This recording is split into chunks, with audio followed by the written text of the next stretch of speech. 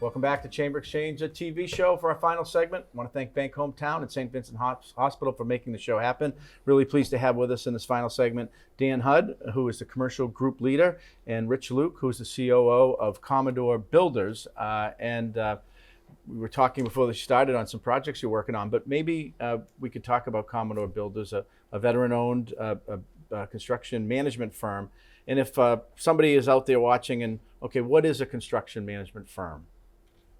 Yeah, so Tim, I think the best way to explain that is that we're a commercial construction management firm, and we come in and we manage the whole process from start to beginning. The subcontractors work under us, all the trades, and we really we base our whole business model on making the process easier, and so we handle it from soup to nuts, from breaking ground to close out. Right.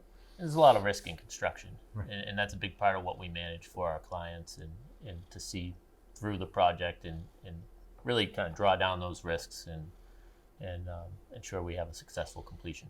And it's complex. I mean, if someone thinks of their home, if they've got a small project going on, you could have an electrician, a plumber, or a carpenter. I mean, you've got on the projects and the size and scope that you're working on, you could have dozens of subcontractors, the people who are the plumbing, the HVAC, the electrical, all the way through the plaster. So you've got to manage all that on behalf of a client. Absolutely. The clients have goals, and we need to align with those early and ensure that we help them achieve those goals.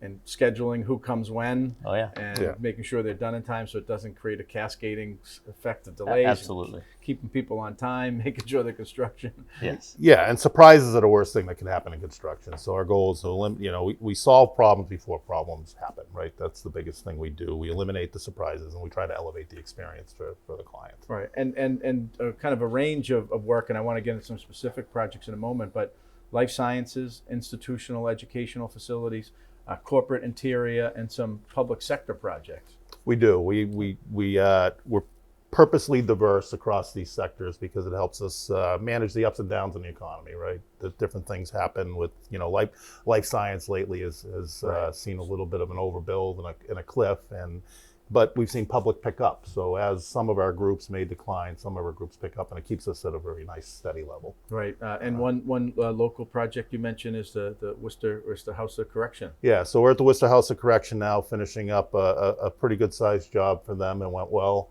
and we're very proud to be here in the city, West Boylston, doing that project. Yeah. Yeah. And then a major facility,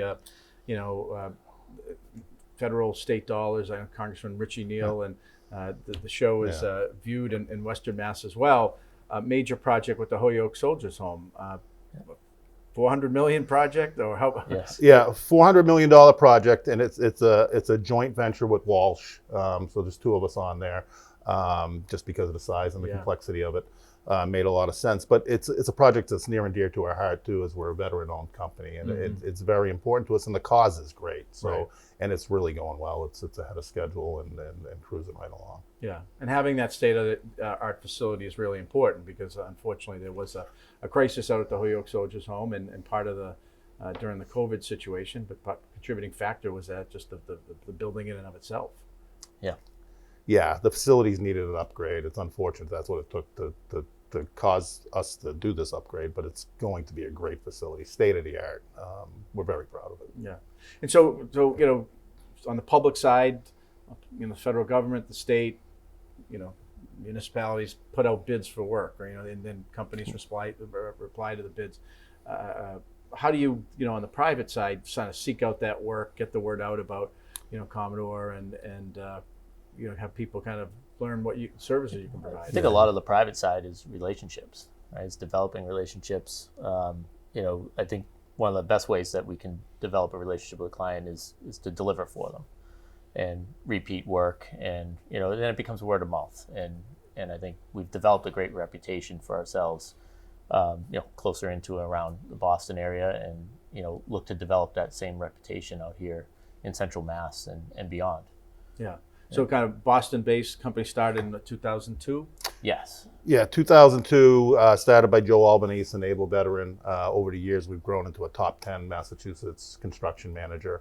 And now we're, I'm a Central Mass, Mass. lifetime Central Mass resident, and really Worcester with the things that are going on here now by Polar Park and just in general. And we're looking to tap into the workforce. We're looking to help develop the workforce. It's just really an area that it's near and dear to my heart, but also, a good business move to move out in. Chamber, we're very involved working with public schools, some of the Voc Tech schools and other schools in the area. Workforce is our single biggest issue. We talk to our member businesses, 2,100 member businesses and organization. Single biggest issue is workforce. Your workforce pretty diverse too in the construction trades. It is, Absolutely. and we need more people in the trades. And I've seen more of a push towards the trade schools. I mean, I live a mile from Bay Path Vocational. A lot of my son's friends have gone there, and we're hoping to pull more of them to the trades. You can have a very good quality of life coming out and going into the trades, and so developing that workforce is very important. Right, and it's critical. We're started an organization 15 years ago, the Alliance of Voc Tech Ed, to help expand Chapter 74 programming, which is what Voc Tech is in the Massachusetts. And there's all this conversation about AI. Some of these jobs are not, some of these construction jobs, you need a person, not a computer, absolutely. right? You do. I mean, we felt that during COVID, right, where everyone, it's like, oh, we're going to work from home. Well, you can't build a building working from home. Right. So we had to put boots on the ground, and I think it's going to be the same in the future. AI's, there'll be, efficiencies we create and some things that can be done, but you're always going to need the people. You're always going to need that workforce. Right. Just if someone is interested in learning about your services, and if they got a project that at commercial, governmental, where can they go? If somebody's interested in maybe working for the company, or where can they go and how can they learn more? Yeah, I mean, I think our website is the best place to start, CommodoreBuilders.com. For sure, you can go in there if you're a client or a subcontractor or a potential employee. I mean, we're always looking for good people to come and work for us for sure. And as we move out and to geographically expand across Massachusetts, we need even more good people. You're doing pretty well if you're Boston, Worcester, Holyoke. You're covering some good parts of the Commonwealth. Yeah. Well, Rich, Dan, thanks for being with us, Commodore Builders, and helping let us know what you do and the great work on some important projects here. Yeah, thank you very much, Tim. All right. This was great. Appreciate it. Well, thanks for being with us on this edition of Chamber Exchange, the TV show, and thank Bank Hometown and St. Vincent Hospital for sponsoring.